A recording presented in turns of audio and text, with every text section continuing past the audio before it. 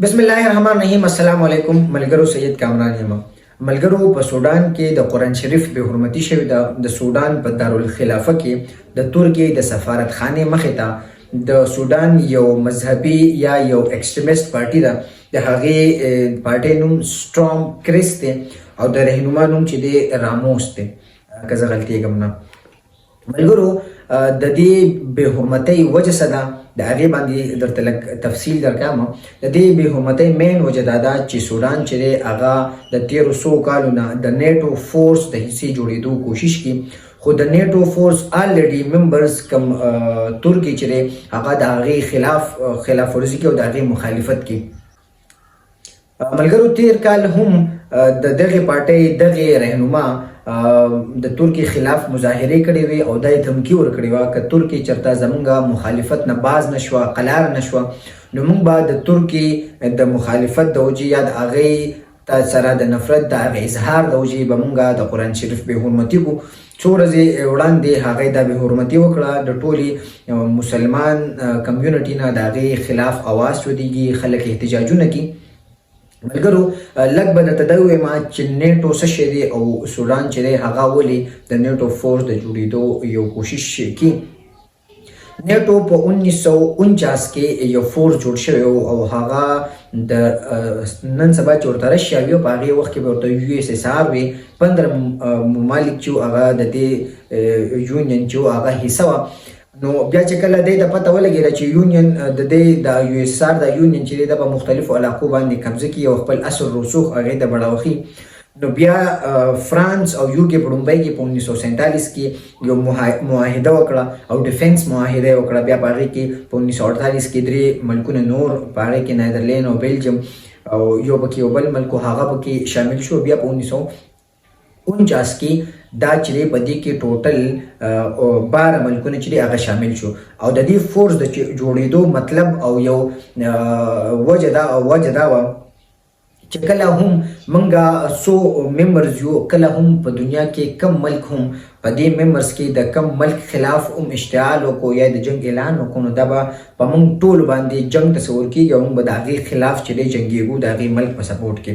ملګرو، دا خو یو تاسو ته ما پوره بیکګراوند وي، خو زه به تاسو دا خبره وکړم چې یورپ یا مغربي دنیا په فریډم آف سپیچ باندې د خپل خیالاتو په آزاده اظهار باندې د هغې په اړه کې زموږ د مسلمانانو مذهبي کم احساسات چې دي هغې ته ټیس رسي، هغه چې دي هغه هرټ کي.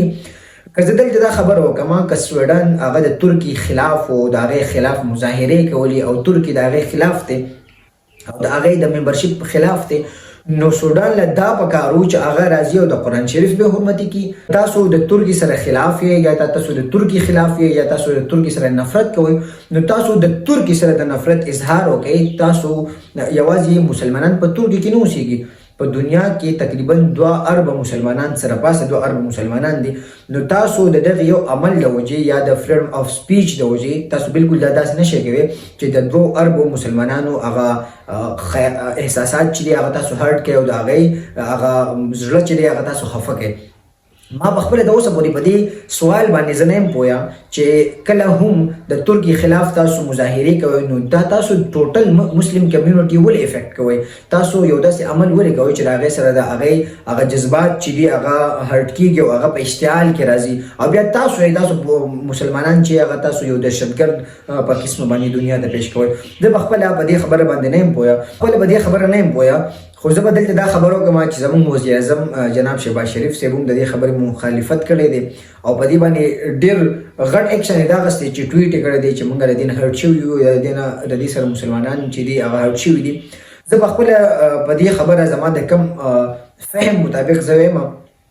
چې کله انسان یا هر سړی اقتصادي طور پر کمزوري شي نو په هغه کې بیا دومره صلاحیت او همت نه چې دنیا ته یا چاته ټوک جواب ورکړي. نو زما په خیال د پاکستان کمزوري معاشي صورتحال چې دی هغه صرف د ټویټس د حده پورې یا د مذمتي بیان د حده پورې موږ له اجازت راکړي، نور په ټوس اقدامات باندې موږ نه مجبوره کړي ځکه چې زموږ معاشي صورتحال چې دی داسې نه دی. زه به دلته په دې ځای کې عمران خان ضرور اپریشیټ کوم چې عمران خان په یو داسې پلیټ فارم باندې د حضرت محمد صلی الله علیه وسلم او د اسلام او د مسلمانانو د جذباتو نمائندګي کړې وه او پورا یورپ او مغرب ته دا ویلي چې زمونږ حضرت محمد صلی الله علیه وسلم چې دی هغه زمونږ په سینو کې او زمونږ په زړونو کې دی زمونږ د خپل مذهب سره چې دی هغه ډېره زیاته مینه ده. نو یورپ ته د فریډم اف سپیچ په اړه کې د فریډم اف سپیچ په نوم باندې مسلمانان او دغه جذبات چې دي هغه نه هټ کړي. ملګرو زه په خپله په دې سوال باندې دا سوال تاسو ته ږدم چې کله د ترکي سره مخالفت دی د ترکي سره نفرت دی نو بیا پوره مسلمانان د دې نه ولې افیکټ کیږي د هغې جذبات چې دي هغه ولې هرټ کیږي. د دې سوال جواب که تاسو ما راکوی شئ نو زما به خوش قسمتي چې تاسو ما ګایډ